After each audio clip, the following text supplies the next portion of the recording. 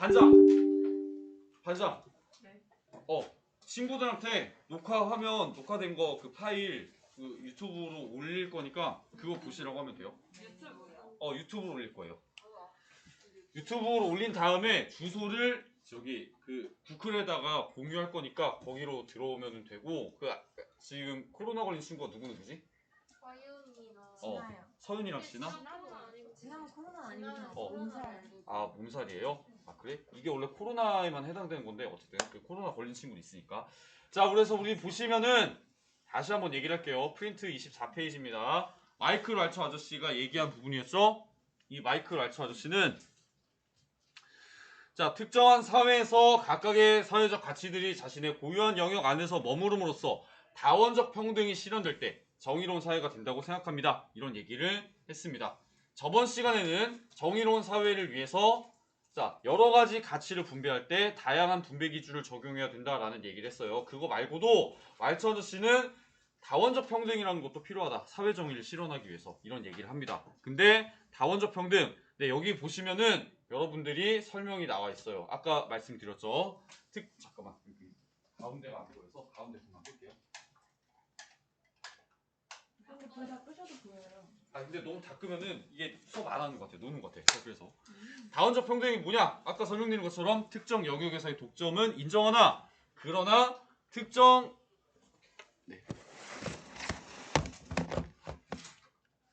영역에서의 독점은 인정하나 그러나 특정 집단이나 혹은 개인이 여러 영역의 사회적 가치를 모두 소유하는 지배, 다른 말로 하면은 전제라고 하는 일이 일어나는 것을 반대하는 게 복합평등이다. 이렇게 보시면 되겠습니다. 말로만 들었을 때 어떤 개념인지 좀 애매하시죠? 설명을 드리자면은 이런 겁니다. 여러분, 이 얻고자 하는 사회적 가치는 각각 달라요. 누군가는 부를 얻으면서 살아가려 할 것이고, 누군가는 부를 얻으며 살아가려 할 것이고, 누군가는 명예를 얻기 원할 것이고, 누군가는 권력을 얻기 원할 것입니다. 그 이외에도 여러 가지 것들을 여러분들이 얻기 위해서 노력하면서 살아가는데, 여러분 우리나라에 보시면은 부, 명예, 권력 이런 것들을 가진 분들이 계시죠. 근데 이거를 한 손에 가진 사람 있어? 전부 다 가진 사람? 없어요. 부는 우리나라에서 누가 한 손에 독차지하고 있어? 그렇지, 재용 아저씨, 제드래곤 아저씨가 지금 부는 굉장히 우리나라에서 원탑으로 많이 가지고 있어요. 근데 이 아저씨가 돈에 찌들어 살다 보니까 돈이 싫어졌어. 돈 싫어. 돈에 파묻혀 사니까 돈을 좀 벗어나고 싶어. 라고 해서 돈은 이제 돈 버는 거 재미없고 나 권력을 한번 얻어볼래. 라고 해서 정치에 진출해요. 국회의원 당선되고 공약을 내가지고 대통령이 당선됩니다. 이제 한 가정당 국가에서 1년에 뭐 한 3천만 원씩 지원금 드리겠습니다. 파격적이죠. 이런 공약 해가지고 난 근데 이 아저씨가 그렇게 정치 나오면은 할 수도 있을 것 같아. 대통령이 만약에 당선된다고 해요. 그럼 아저씨가 못 얻는 거야. 부도 얻고 권력도 얻게 되는 거예요. 뭐야? 여러 가지 사회적 가치를 독점하는 거죠. 이게 바로 이 마이클 왈츠 아저씨가 얘기한 전제라는 상황이다. 이렇게 보시면 되겠습니다. 저런 상황은 실제로 실현될 수도 있는 거잖아요.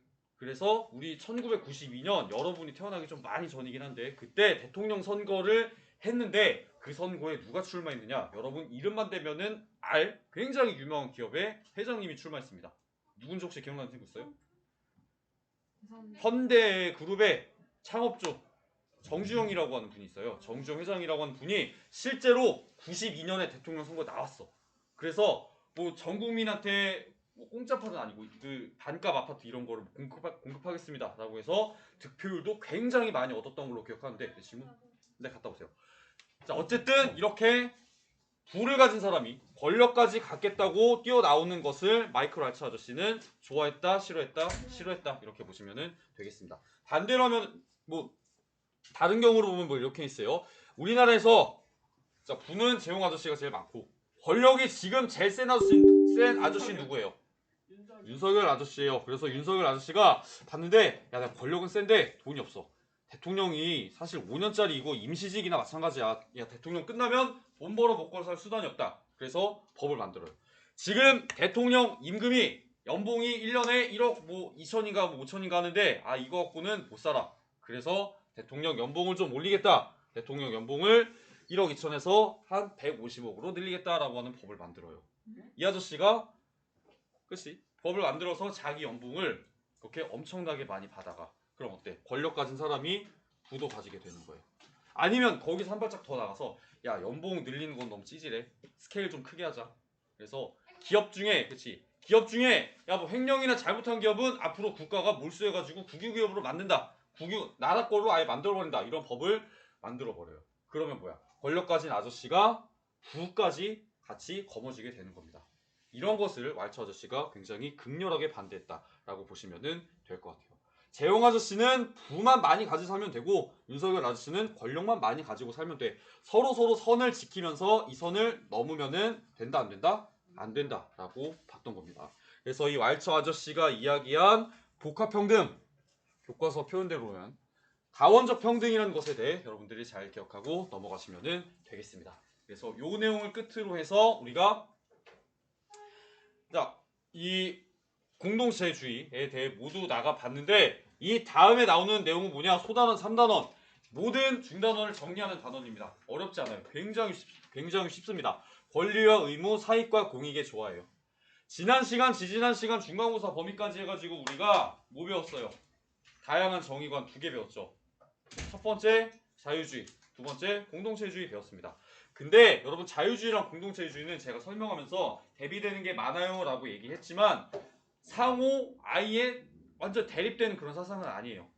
너 죽고 나 죽자 멱살 잡고 싸우는 관계는 아닙니다. 왜 그럴까? 자유주의는 여러분 특징이 있어. 무슨 특징이 있어요? 자유주의는 이기주의와 구별되는 특징이 하나 있다고 했습니다. 뭐라고 했었죠?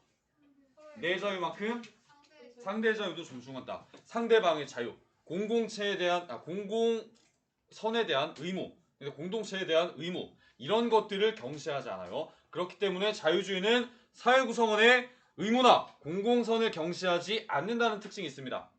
반면에 공동체주의는 공동체를 중시하긴 해. 자유주의에 비해 공동체를 중시하긴 하지만 어떤 특징이 있어?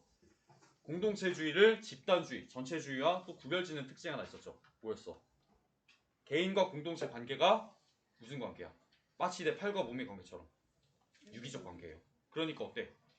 내 팔을 보기 싫다고 함부로 떼어낼 수 없는 것처럼 개인의 희생, 개인의 권리에 대한 여러 가지 희생 등을 강요하지 않고 여러 가지 개인의 권리와 이익 등 사익을 경시하지 않는다. 사익 역시 중요시하게 생각한다라고 하는 특징이 있었습니다. 서로 다른 것 같아 보이지만 교집합이 있는 거예요. 그렇기 때문에 결론적으로 보면 자유주의와 공동체주의는 개인의 행복한 삶과 정의로운 삶을 동시에 지향한다는 점에서 상호 보완적이다. 이렇게 여러분들이 이해하시면 되겠습니다. 그냥 어느 쪽을 더 치우쳐져 있는가의 문제예요. 이게 어떤 상황에서 어떤 사상을 적용할 것인가의 문제예요. 우리가 볼게요. 자, 자유주의에 만약에 이걸 보완해주는 공동체주의가 없어요. 그럼 어떻게 돼? 자유주의가 잘못 변질될 수 있어.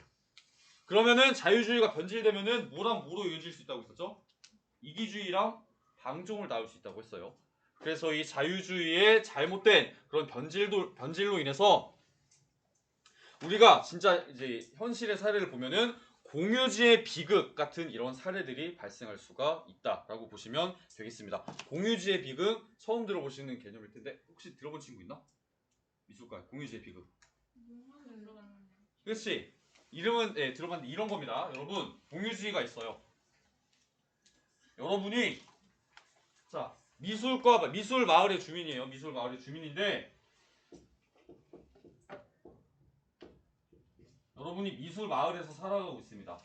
자, 어떤 일을 하면서 살아가냐? 목축업을 하면서 살아가요. 목축업이 뭐야? 그렇지. 소, 양, 말 이런 걸 키우면서 살아가는 직업이에요. 근데 이 목축업을 하는 여러분들한테는 자, 마을에 뭐가 존재하느냐? 공유지가 존재합니다. 여러분 마을 주민 모두가 사용할 수 있는 공유지가 있어요. 공유지는 뭐야? 말 그대로 공유하는 땅이에요. 마을 주민 모두가 공짜로 공유하는 땅. 근데 여러분이 목축업을 하다가 보면은 이런 생각을 할 수 있어. 야, 내가 목축업에서 돈 벌려면 어때? 내가 기르는 소, 양, 염소 등등등을 토실토실 살찌워야 돼요. 살찌우려면 뭐 해야 돼? 일단 입으로 뭘 먹여야 돼. 근데 내 돈 주고 사료 사서 먹이기에는 어때요? 내 돈이 아까워. 근데 마을 보니까 뭐가 있어? 공유지가 있어. 공유지에 자 초원. 저 푸른 초원 위에 네, 아세요 여러분?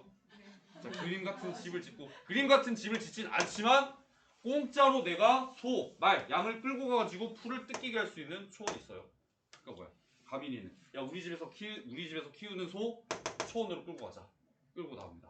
소정이도 어때? 야 우리 집에서 기르는 염소 초원으로 끌고 가자. 그래서 나옵니다. 이렇게 자 각자 집에서 기르는 동물들을 여러분들이 다 끌고 초원으로 나오는 거예요.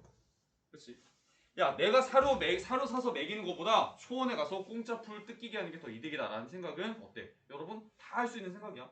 그러니까 여러분 40명이 다 동물을 끌고 데리고 오는 거야. 그러니까 초원이 금방 뭐가 돼? 초원이 금방 갉아먹히게 되는 거야. 갉아먹히게 돼가지고 아무도 사용하지 못하는 그런 황량한 상태로 변하게 될 수 있다. 이런 것들이 바로 뭐다? 공유지의 비극에 해당한다. 이렇게 보시면 되겠습니다. 우리 뭐 이런 경우도 생각해 볼 수 있겠죠. 여러분이 미술과니까 여러분이 쓰는 여러 가지 미술 도구 있잖아요. 이런 거를 어떤 친구가 예를 들어서 내가 우리 반을 위해서 내 미술 도구함을 만들겠어 라고 한번 나선다고 칩시다. 그래서 뭐 여러분 칸트지죠. 칸트지가 아니라 칸트에게 뭐 야 나 너무 이 아저씨가 뇌리 깊게 아파가지고 켄트지도 갖다 놓고 여러분 물감 갖다 놓고 뭐 붓도 갖다 놓고 사비연필 여러 가지 갖다 놓는 도구함을 하나 갖다 놨다고 쳐봐요. 그럼 여러분 그거를 자유롭게 쓸 수 있어. 그러면은 쓰는 사람이 더 많을까요? 그거를 채워넣는 사람이 더 많을까요? 쓰는 사람이 훨씬 더 많아요. 우리 지하철 가도 그렇죠. 지하철에 옛날에 보면은 응급함이 굉장히 많았어. 응급 의약품 넣어놓는 구급함이 옛날에 되게 많아서 지하철 이용하는 고객들이 누구나 쓸 수 있게 했었는데 요즘에는 그게 굉장히 많이 없어졌습니다. 왜 그럴까요? 구급함만 갖다 놓으면 뭐 하는 거야? 사람들이 가져가서 싹쓸이를 하는 거야. 한 사람이 싹쓸이를 하는 일이 일어나니까 이게 바로 뭐냐? 공유지의 비극 같은 그런 일이 된 것이다 라고 보시면 되겠습니다. 그러니까 사람들이 너무 자기 눈앞에 개인적인 이익에만 집착하면은 결국에는 자, 사회 전체의 이익이 없어져 버리게 된다. 공유지가 쓸 수 없게 되는 것처럼 그런 일이 일어나는 것을 공유지의 비극이라고 한다라고 보시면 되겠습니다. 자, 그 다음에 이 자유주의의 부작용은 이런 공유지의 비극 같은 케이스가 있고 공동체주의에도 부작용이 있었죠. 어떤 케이스? 저번 시간에 배웠던 전체주의나 권위주의로 변질돼서 카미카제, 홀로코스트 같은 사건이 발생할 수 있는 가능성이 있다. 자, 그렇기 때문에 자유주의와 공동체주의는 그 관점을 조화롭게 추구해 나가려는 노력이 필요하다. 이렇게 정리하시면 되겠습니다. 뭔 얘기냐면 여러분 사회를 살아갈 때 우리가 사안에 따라서 어느 때는 자유주의를 적용해야 되고 어느 때는 공동체주의를 적용하고 이렇게 서로 다른 상황에서는 다른 사상들을 적용해야 된다라고 하는 내용이에요. 자유주의만 무조건 옳은 게 아니고 공동체주의만 무조건 옳은 게 아닙니다. 이 둘을 균형감 있게 조화롭게 추구해 나가려는 노력이 필요하다라고 정리하시면 되겠습니다. 그래서 자, 이 내용을 끝으로 해가지고 정말로 우리가 중단원, 2단원 다양한 정의관에 대한 내용을 마무리를 지을 거예요. 그리고 아래 나와 있는 탐구활동 비투운동이라는 탐구활동은 안 할 겁니다. 안 하셔도 돼요. 언제 할 거냐? 수행평가 때 할 거예요. 학기 초에 말씀드렸던 것처럼 이 학기 수행평가는 자유주의와 공동체주의 배운 다음에 두 가지 주제를 다룰 겁니다. 첫 번째 주제는 비투운동이에요. 비투운동 이제 뭔지 아세요? 자, 설명했었나? 뭐였어요? 그렇지.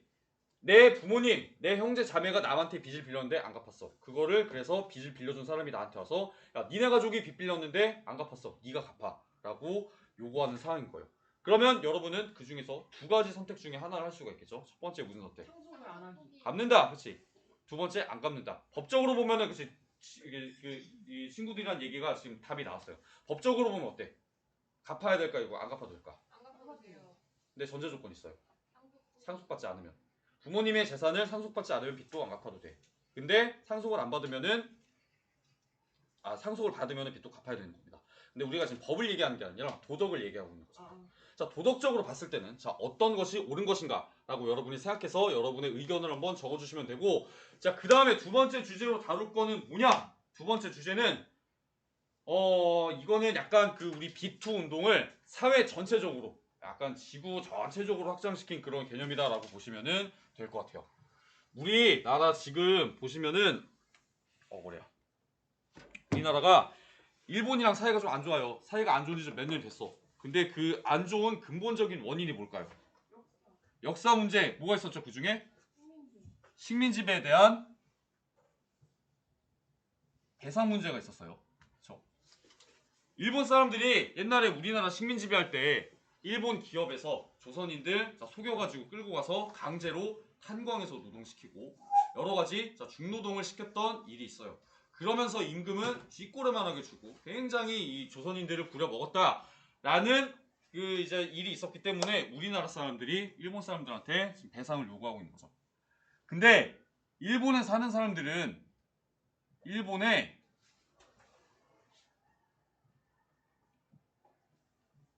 현재 2022년 현재 살고 있는 사람들은 우리나라가 이렇게 배상 요구를 하면은 이 요구를 어떻게 받아들일 수 있을까? 이런 배상 요구에 대해 얘네는 어떤 생각을 할 수 있을까요? 조선했던 걸 나한테 줬는데. 그치.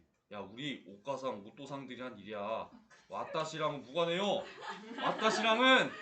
왓다시랑은 관계가 나이 무관합니다. 그러니까 야, 옷가상들이 한 거고 옷도상들이 한 거니까 우리한테 책임을 묻지 마세요. 왓다시들은 책임이 없습니다. 라고 얘들은 나올 수가 있어요.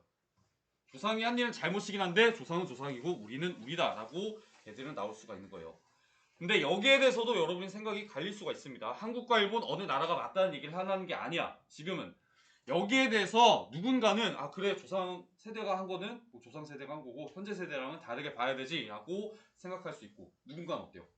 야, 독일 같은 경우를 보면은 아직도 이런 홀로코스트 같은 나치의 만행에 대한 사과를 아직도 하고 있는데 현재 세대라고 하더라도 과거 조상들에 대해서 이렇게 그런 여러 가지 잘못에 책임을 지고 사과하고 이런 모습을 보이는 게 맞다고 생각해 라고 생각할 수 있어. 자랑스럽게 생각해요. 그치. 그거를 그치. 근데 자랑스럽게 생각하는 건 조금 말이 안 되는 일이긴 하죠. 그렇게 했다는 거에 자랑스러운 일은 아니기 때문에 어쨌든 자 조상들이 한 일은 나와 무관하다. 아니다. 나와 좀 책임이 있다. 라고 하는 그런 주제에 대해 여러분들이 생각이 또 나뉘게 될 겁니다. 그래서 정리하자면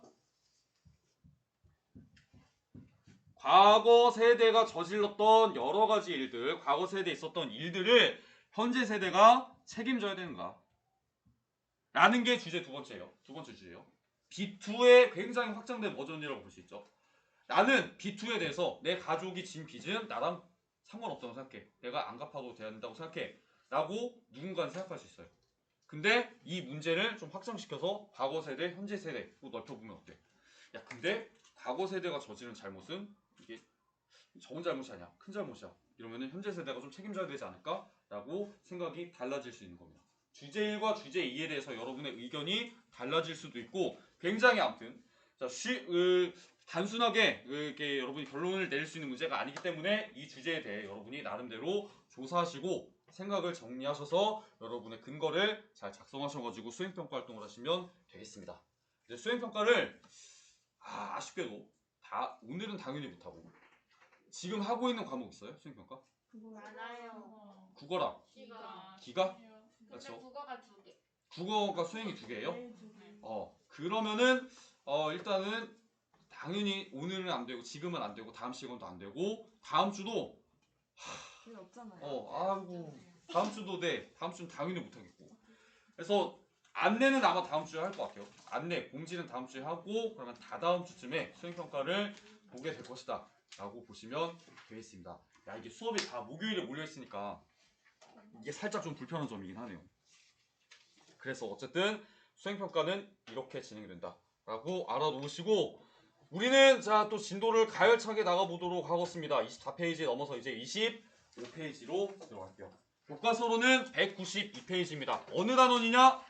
사회정의와 불평등이라는 중단어, 대단원 6단원의 마지막 이제 세 번째 단원인 사회 및 공간 불평등 현상과 개선 방안에 대한 내용이에요. 자, 이 지금 우리가 배우는 내용은 여러분이 3학년 때 그 사회 선택 과목을 이제 어떻게 고를지는 모르겠으나 지금 3학년들이 배우고 있는 선택 과목 중에 사회문화랑 한국지리가 있어요. 내신 과목으로 그 한국지리와 사회문화와 나름대로 밀접한 관련을 맺고 있는 단원입니다. 그래서 이번 단원을 주의 깊게 공부하시면 나중에 여러분 다음 학년의 공부에도 많이 도움이 될 거예요. 자, 그래서 이 3단원을 나가 볼 텐데 여러분 이 중단원 3단원에서 핵심적으로 다루는 개념은 사회 불평등입니다. 지금 다뤄볼 개념은 사회 불평등이에요. 그래서 이번 시간은 사회 및 공간 불평등 현상의 사례를 조사하고 정의로운 사회를 만들려는 다양한 제도적 실천 방안을 제안할 수 있다라고 하는 내용을 배울 건데 사실 이걸 우리가 어떻게 실천 방안 어떻게 제안해? 실제로 사회 불평등을 줄이기 위해 어떤 제도들이 마련되어 있는지 그런 그냥 기본적인 내용을 배우도록 할 겁니다. 자, 어쨌든 불평등이 이번 단원의 핵심 키워드예요. 우리나라 2022년의 대한민국 여러분이 생각했을 때 평등한 나라인 것 같아요? 아니면 불평등한 나라인 것 같아요? 불평등해. 불평등한 것 같아요? 누군가는 또 평등하다고 생각할 수 있고 누군가는 불평등하다고 생각할 수 있죠. 사회가 평등한 측면도 있고 불평등한 측면도 있습니다. 가민이는 왜 근데 우리나라가 불평등한 것 같아? 일단 빈부격차가 너무 심해서. 빈부격차 심하죠, 그렇죠? 누구는 돈 많은 부모님 만나가지고 어때? 자기가 부모님 돈으로 산 명품 시계, 명품 가방, 그다음 명품 옷 이런 거 어때요? 신발 같은 거 이런 거 은근슬쩍 막 티 안 나게 사진 찍어가지고 인스타에 막 자기가 의도하지 않은 척 막 그런 거 막 플렉스를 뽐내는 그런 사람이 굉장히 많아요. 반면에 또 어때? 누군가는 하루하루 먹을 게 없어가지고 무료급식소를 막 전전하면서 그렇게 끼니를 연명하는 사람도 있습니다. 그래서 뉴스 봤는데 되게 진짜 막 열받아가지고 막 죽을 뻔한 뉴스가 하나 있었어요. 우리나라 그 부동산 소유한 사람들 실태를 조사해보니까 그 잘 사는 사람들이 부동산을 굉장히 많이 소유하고 있다고 해요. 근데 진짜 내가 열받아가지고 모니터를 막 부술까 말까 고민했던 게 그 집을 많이 가진 사람들이 자기가 집 많이 가지고 있으면 뭐 내야 돼? 세금 내야 돼요. 그러니까 집을 누구한테 주는 거야? 자기 아들, 딸, 손자, 손녀 이런 사람들한테 주는 거야. 그래가지고 나이가 지금 뭐 3, 4살인데 뭐 집을 뭐 서울에 막 3채, 4채 가지고 있는 그런 애기가 있다. 보니까 막 서름이 치솟더라고요. 그래서 나는 막 이번 달 대출 임대료 대출 저기 이자 올라가지고 막 죽을 맛인데 누구는 자기 집으로 막 3, 4채씩 갖고 월세를 돌리고 있구나. 막 3살, 4살짜리한테 월세를 막 내는 거야. 이런 거 생각하니까 막 슬프더라고요. 자, 그래서 이 사회 불평등이라는 게 우리나라에도 존재해요. 그렇지? 근데 또 우리나라는 이렇게 마냥 불평등한 나라만 아닙니다. 또 어때? 사회적으로 경제적으로 봤을 때 나랑 여러분들 간에 여러분 신분상의 차이가 있어 없어요? 있죠. 신분상의 차이가 있어? 선생님, 네. 학생. 여러분 그 법적으로 정해진 신분 간의 차이 없어요. 그렇지? 물론 나이로 인해서 차이는 생길 수 있죠. 나이로 인해서 나는 여러분도 훨씬 먹었으니까. 예를 들어서 뭐 이제 뭐 면허를 취득하는 거라든가 아니면은 뭐 결혼을 하는 거라든가 아니면은 뭐 정치에 참여하는 그런 부분에 있어서는 차이가 있는데 여러분도 어때? 여러분도 한 3년만 지나면은 그런 권리를 다 누릴 수가 있어요. 그런 부분에서는 평등합니다. 그래서 평등과 불평등이 섞여 있는 그런 나라예요. 어쨌든 불평등이 존재하긴 하는 겁니다. 근데 이런 불평등이 우리나라에만 존재하는 거야? 그건 또 아니죠. 어디에도 존재해 불평등이? 미국에도 존재해. 그렇죠? 여러분 아이언맨 같은 영화 보면은 미국 잘 사는 사람들이 어떻게 사는지 조금 간접적으로 체험할 수 있어요. 아이언맨 보면 어때? 맨날 술 술 마셔. 마셔요, 맨날. 입 떡 벌어져요. 그렇죠? 이 아이언맨 캐릭터가 누구를 모티브로 만들어진 캐릭터인지 혹시 아는 친구 있어요? 일론 머스크. 그치, 일론 머스크를 모티브로 만든 캐릭터인데 영화만 보더라도 입이 떡 벌어지게 잘 살아. 근데 미국을 보면 어때? 우리나라 노숙자들보다 더 못한 그런 노숙자들, 정말 몇십 년간 노숙 생활을 하고 있는 사람도 굉장히 많다고 합니다. 그래서 불평등은 장소를 가리지 않고 지역을 가리지 않고 시대를 가리지 않고 나타나는 측면이 있어요.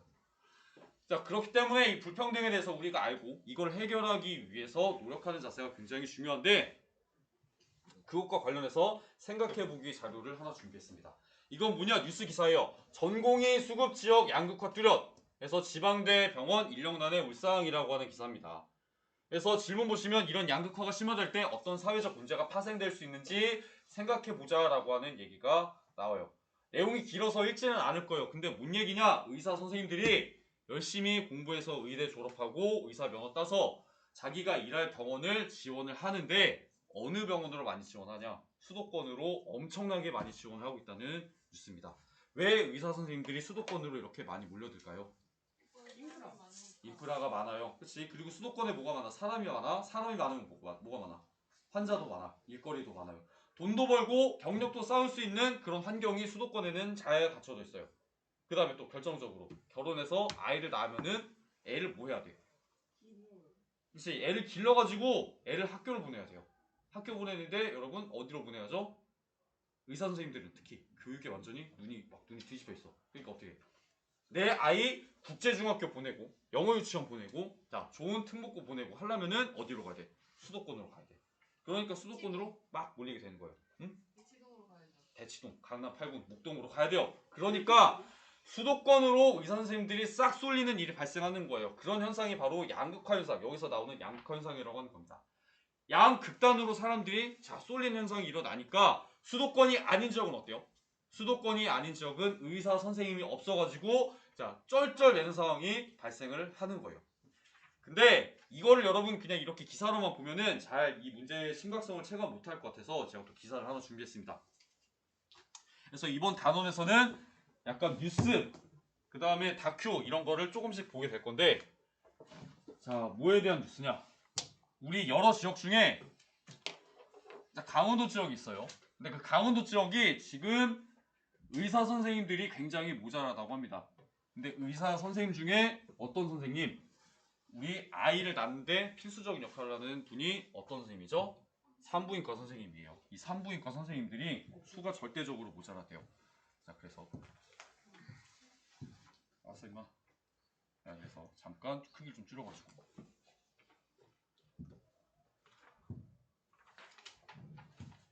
이게 좀 처음에 샀을 때보다 이게 살짝 느려진 것 같아요. 강원도 산부인과 부족으로 인해 어떤 문제가 발생하는지 뉴스를 통해 같이 보도록 하겠습니다.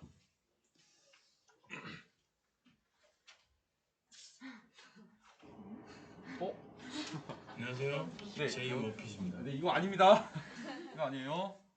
둔감한 장, 예민한 장. 이제 유산균 선택의 시대. 내 몸의 핏, 락토핏. 올해 3분기 도내 출생아는 모두 1994명. 사상 처음으로 2000명 선이 붕괴됐습니다. 결혼 기피와 육아 부담 등으로 전국적으로 출산이 줄어드는 추세긴 하지만 강원도는 사정이 더 심각합니다. 아이를 낳고 싶어도 낳을 산부인과가 턱없이 부족하기 때문입니다. 지난 2013년 31곳이던 도내 분만시설은 지난해 23곳으로 줄었습니다. 도내에 분만 가능 산부인과가 있는 지자체도 춘천과 원주, 강릉과 태백 등 7개 지역에 불과합니다. 나머지 11개 지역은 아이를 낳으려면 도시 지역으로 나가야만 합니다. 실제로 분만을 앞두고 분만 산부인과가 있는 도심으로 나가는 사례도 발생합니다. 횡성과 정선, 양양과 고성 지역은 진료를 받을 수 있는 산부인과조차 없습니다. 이 지역 산모들은 산부인과 진료를 위해 1시간 넘게 차를 타고 가야 하다 보니 늘 불안할 수밖에 없습니다. 만삭됐을 때 갑자기 응급사고가 생기면 이제 당장 이제 제가 다니는 데로 가도 이제 1시간 정도 소요가 되니까 그거는 조금 걱정되는 부분이긴 해요. 분만 취약 지역 중 한 곳인 철원구는 지난해부터 국비 지원을 받아 분만 산부인과 설치에 본격 나섰습니다. 유일한 병원급 의료기관인 철원병원에 내년 6월 개원을 목표로 추진 중입니다. 하지만 전문 인력 수급이 발목을 잡았습니다. 전문의 모집 문제가 해결되지 않자 철원군 보건소는 사택 재건까지 내걸고 전국 지자체에 협조 공문까지 보내 최근 전문의 1명을 구했습니다. 하지만 하천과 같이 종합병원이 전혀 없는 집을 지역에는 지어준대요. 집을 공짜로 지어준다고까지 나섰는데 의사 선생님이 의료 인프라를 따라 연계할 한 거야. 종합병원이 없어 최소 필수 인력을 수급하기가 어려운 데다 열악한 근무 여건으로 전문 인력 구하기가 현실적으로 불가능한 상황입니다. 이게 의료사고나 이런 부분들을 이제 있고 이러니까 이 전문력을 구할 수가 없는 거예요. 저희가 공중보건의사 그 사람들 아니면은 그 봉지기로다가 하려면 엄청난 그 사람을 뽑을 수가 없는 상황이 나와. 도내에서 임산부가 분만 가능한 의료기관까지 가는데 걸리는 시간은 평균 33.4분, 반면 서울은 3.1분이면 갈 수 있습니다. 아이를 낳을 수 있는 의료시설이 턱없이 부족하다 보니 임신을 하거나 출산이 임박하면 지역을 떠나는 악순환은 반복되고 있습니다. 헬로티비 뉴스 장진철입니다. 그래서 실제로 이 지방에 사는 이 산모들이 어떻게 하느냐? 지방에 사는 부모님들이 이제 자녀가 태어날 때쯤 해가지고 우리 그 기가 시간 여러분 배웠죠? 임신 한 8, 9개월 차쯤 되면은 막 진통이 막 이제 수시로 온다고 해요. 저도 누나가 이제 올해 조카를 낳아서 그런 일을 좀 몇 번 간접적으로 겪었는데 이 임신 8, 9개월 차 되면은 예정일보다 빨리 아이가 나올 수도 있다고 합니다. 그래서 진통이 급작스럽게 막 시작되기도 한다는데 서울 사는 사람은 사실 진통 시작돼도 어때? 그냥 집 앞에 병원 택시 타고 가면은 금방 가가지고 진료받고 분만할 수 있어요. 근데 강원도 같은 데는 어때요? 가려면은 평균 33분이야. 멀면은 뭐 한두 시간 걸린다는 얘기예요. 그러니까 뭐 하는 거야? 차 타고 가다가 이송되다가 아이가 죽거나 산모가 죽거나 심한 경우에는 아이와 산모 둘 다 사망할 수 있는 가능성이 높아지는 거예요. 실제로 그래서 강원도 지역의 그 산모나 이제 태아 사망률이 다른 지역에 비해 좀 높다고 합니다. 이런 것들이 자 여기에 원인이 있는 거예요. 그래서 이런 지역 간의 불평등에 의해서도 이런 사회 문제가 발생할 수 있다. 그러니까 안 그래도 인구가 적은 지역에서는 야 우리 지방에서는 애 낳는 것도 못하겠어. 야 애 낳지 말자라고 해서 애 낳는 것도 포기하게 되고 지방의 인구가 점점점 소멸하게 되는 위기가 올 수도 있다라는 겁니다. 너무 서러운데. 어? 너무 서러워요. 서러운데 우리나라 네 이게 현실이라 어쩔 수가 없어요. 우리가 알 건 알아야죠. 자 그래서 중요한 거는 뭐냐, 이런 불평등 현상이 지속되면은 결국엔 사회 전체에 악영향이 끼치게 된다는 겁니다. 그러면 불평등 현상이 어떤 건가, 그 개념과 양상에 대해 우리가 소단원 1단원을 통해 배워보도록 할게요. 자 일단 사회 불평등 현상에 대한 설명입니다. 사회 불평등은 말 그대로 뭐예요? 사회가 평등한 거야, 불평등한 거야? 불평등한 거예요. 사회에 등수가 정해져 있는 거야. 무엇에 의해서 등수가 정해지는 걸까요? 사회 불평등은 부, 명예, 권력, 그러니까 사람들이 가지고 있는 자원의 양에 따라서 사람의 등수가 갈리는 거예요. 그래서 사회 불평등은 한 사회에서 부나 권력이나 명예 등의 희소한 자원이 개인이나 집단에 차등적으로 분배돼서 잠깐만 이거 보이나? 죄송합니다. 이 온라인 수업까지 좀 신경을 써야 돼가지고 자 조금 내려서 볼게요. 사회 불평등은 이런 희소한 자원이 개인이나 집단에 차등적으로 분배돼서 사회 구성원들의 차지하는 위치가 서열화되어 있는 상태를 말한다라고 보시면 되겠습니다. 여러분 자원이 차등적으로 분배되어 있다는 건 뭐야? 똑같이 분배되어 있는 거야? 아니면은 자원의 양에 차이가 있다는 거야? 차이가 있다는 거예요. 그래서 자원 많이 가진 사람은 1등, 적게 가지면 2등, 안 가졌으면 3등 이렇게 서열화되어 있는 상태가 사회 불평등이다 라고 보시면 되겠습니다. 그래서 사회 불평등은 근데 모든 사회에서 동일하게 모든 사회에 존재하는 그런 현상이긴 하지만 그 성격에 따라서 경제적 측면, 정치적 측면, 사회적 측면 등 다양한 측면에서 나타난다라고 보시면 되겠습니다. 사람들이 어떤 자원을 더 많이 가지고 있느냐에 따라 부라는 자원에서 차이가 나면은 경제적 측면의 불평등이 일어나는 것이고, 그 다음에 권력 같은 그런 자원을 서로 다르게 가지고 있으면은 정치적 측면, 또 명예 같은 것을 더 다르게 가지고 있으면은 사회적 측면의 불평등이 일어나는 거예요. 그래서 어떤 자원을 더 많이 가지고 있느냐에 따라서 불평등의 모습도 다르게 나타난다. 이렇게 정리하시면 되겠습니다. 자, 그래서 우리가 아까 얘기한 것처럼 사회 불평등은 여러 측면으로 나타나고 또 모든 시대, 또 모든 장소에 여러분 존재하는 현상이에요. 아마 인류가 다 죽어서 멸종할 때까지 사회 불평등은 남아있을 거야. 근데 중요한 건 뭐냐? 이 사회 불평등은 아까 얘기한 것처럼 모든 사회에서 공통으로 나타날 수는 있지만 국가나 시대마다 그 세부 양상에서 차이를 보인다. 이렇게 정리하시면 될 것 같아요. 이게 뭔 얘기냐면 사회 불평등이 존재할 수는 있어. 존재할 수는 있는데 어떤 시대냐 또는 어떤 지역이냐에 따라서 사회 불평등의 구체적인 모습이 달라진다라고 하는 겁니다. 예를 들어 볼게요. 자, 우리나라 같은 경우에는 옛날에 전근대 사회에 상대적으로 사회적, 정치적 불평등이 많이 부각됐습니다. 전근대 사회, 조선시대, 고려시대, 서양으로 따지면 중세시대 이런 시대, 그때는 정치적, 사회적 불평등이 많이 부각됐죠. 왜? 사회제도로 뭐가 있었어? 신분제가 있었어요.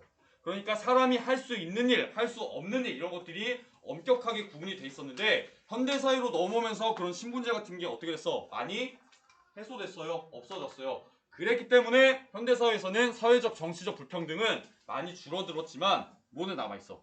경제적 불평등은 남아있어요. 그렇기 때문에 현대사회에서는 경제적 불평등이 많이 부각되고 있다. 이렇게 보시면 되겠습니다. 시대에 따라서 불평등의 모습이 달라진다는 거예요. 그리고 지역적으로, 국가적으로 보더라도 어떤 지역이냐, 어떤 국가냐에 따라서 불평등의 모습이 또 달라질 수도 있는 겁니다. 우리나라는 주로 경제적 불평등이 많이 부각돼요. 근데 인도 같은 나라는 아직 카스트 문화가 남아있습니다. 여러분 카스트 1학년 때 배웠죠? 뭐였어? 인도의 신분제도. 브라만이 맨 꼭대기에 있고 맨 아래 누가 있어? 불가촉 천민이 있는 그런 신분제도였습니다. 근데 이 카스트가 지금은 인도에서 법으로 남아있을까 어떨까? 없어졌어요. 법으로 없어졌는데 실제로 인도에서 이게 한 4,000년간 지속된 제도다 보니까 문화다 보니까 아직도 인도 사람들 머리에 카스트가 굉장히 깊게 뿌리 박혀 있는 겁니다. 그래서 인도에는 카스트에 따른 정치적, 사회적 차별이 굉장히 심하게 일어나고 있어요.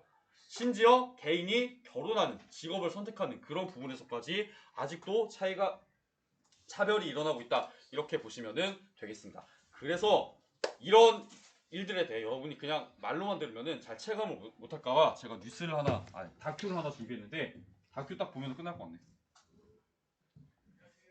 생긴 것도 다르고. 그치? 약간 좀 달라요. 인도에 약간, 아이고. 네. 여러분 근데 밥 먹을 때까지 시간이 좀 남아있으니까 심심한 친구들은 네, 저희 금방 내려가? 축구 가요. 축구 가야 돼요? 그러면 가게? 다큐는 6교시에 이어서 보도록 하고 4교시는 여기서 마무리하고 있습니다.